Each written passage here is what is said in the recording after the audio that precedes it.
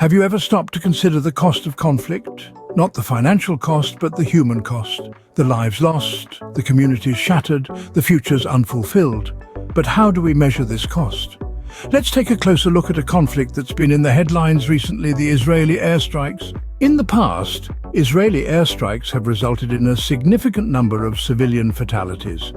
For instance, surprise attacks by Hamas in the Gaza Strip led to Israeli airstrikes that killed at least 800 people, largely civilians. Among these were 260 innocent children. This is not an isolated incident. In another instance, the airstrikes led to the deaths of 26 people, including 9 children. But how does this compare to other conflicts around the world? Let's take the Syrian civil war as an example. According to the Syrian Observatory for Human Rights, in 2019 alone, over 3,000 civilians lost their lives. The war in Afghanistan, another long-standing conflict, caused the death of over 42,000 civilians between 2007 and 2017, as per the United Nations. The stark reality is that civilian deaths are a tragic consequence of conflicts around the world.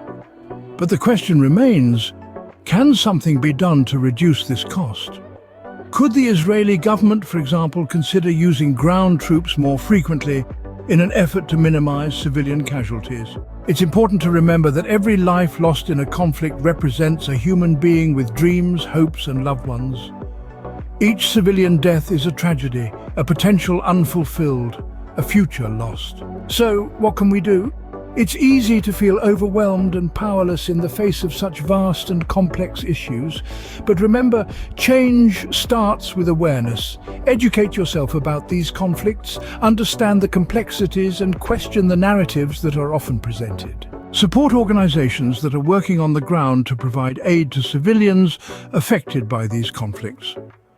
Groups like the International Red Cross and Doctors Without Borders are providing vital support in conflict zones around the world. Share what you've learned with others. Use your platform, no matter how small, to raise awareness about these issues. And perhaps through our collective action, we can begin to reduce the human cost of conflict.